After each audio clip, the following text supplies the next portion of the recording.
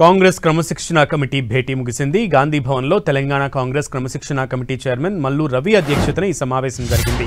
ఇంకా రాజగోపాల్ రెడ్డి అంశం తమ దృష్టికి రాలేదని, ఎవరైనా ఫిర్యాదు చేస్తే చర్చిస్తామన్నారు. సిద్దిపేట డీసీసీ ప్రెసిడెంట్ నర్సారెడ్డిపై గజ్వేల్ దళితులు ఫిర్యాదు చేశారని, దీంతో ఆయన్ను వివరణ ఇవ్వాలని కోరినట్లు మల్లు రవి చెప్పారు. పూజల హరికృష్ణపై కూడా ఫిర్యాదు వస్తే వివరణ అడిగామన్నారు. వరంగల్ పంచాయతీపై పీసీసీ చీఫ్కు సీఎంకు రిపోర్ట్ ఇచ్చామని, దీనిపై వారిదే తుది నిర్ణయమన్నారు మల్లు రవి.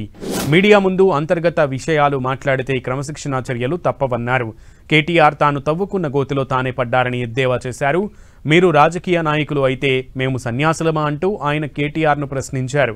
గత 10 ఏళ్లలో మీరు చేర్చుకున్నటువంటి ఎమ్మెల్యేలతో రిజైన్ చేయించారా అంటూ ప్రశ్నించారు. గత 10 ఏళ్లు మీరేం చేశారో తెలుసుకుని మమ్మల్ని ప్రశ్నించు కేటీఆర్ అంటూ ఘాటుగా స్పందించారు. ఎమ్మెల్యేలు పార్టీ మారలేదంటే మీకెందుకు ఇబ్బంది అంటూ మల్లు రవి ప్రశ్నించారు. ఇక కాంగ్రెస్లో చేరికలను ఆహ్వానిస్తున్నట్లుగా మల్లు రవి చెప్పారు. ఆసక్తి ఉన్నవాళ్లు కాంగ్రెస్లో చేరాలని ఆహ్వానించారు.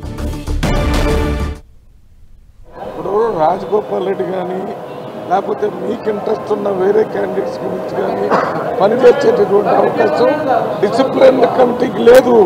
డిసిప్లినరీ కమిటీకి కంప్లైంట్ రావాలా, అక్కడ వ్యక్తుల ద్వారా రావాలా, లేకపోతే పిసిసి అధ్యక్షుల ద్వారా రావాలా. అధ్యక్షుడు మా వైస్ చైర్మన్ పిలిపించి ఇది కమిటీలో పెట్టి దీని మీద కావలసినటువంటి చర్యలు ఏమున్నాయో తీసుకోండి అని చెప్పారు. ఆ రకంగా చెప్తారు, అది ప్రొసీజర్. అది వచ్చినప్పుడు చేస్తాం. ఎవరు కాంగ్రెస్ పార్టీ మూల సిద్ధాంతాలకు వ్యతిరేకంగా ఎవరు మాట్లాడకూడదనేది మా ఆలోచన. డిసిప్లినరీ కమిటీ చైర్మన్గా రాష్ట్రంలో ఉన్నటువంటి కాంగ్రెస్ పార్టీ నాయకులు, అది గ్రామ స్థాయి నాయకులు కానీ, మండల స్థాయి కానీ, జిల్లా స్థాయి కానీ, రాష్ట్ర స్థాయి కానీ అందరూ కూడా సంయమనం పాటించండి.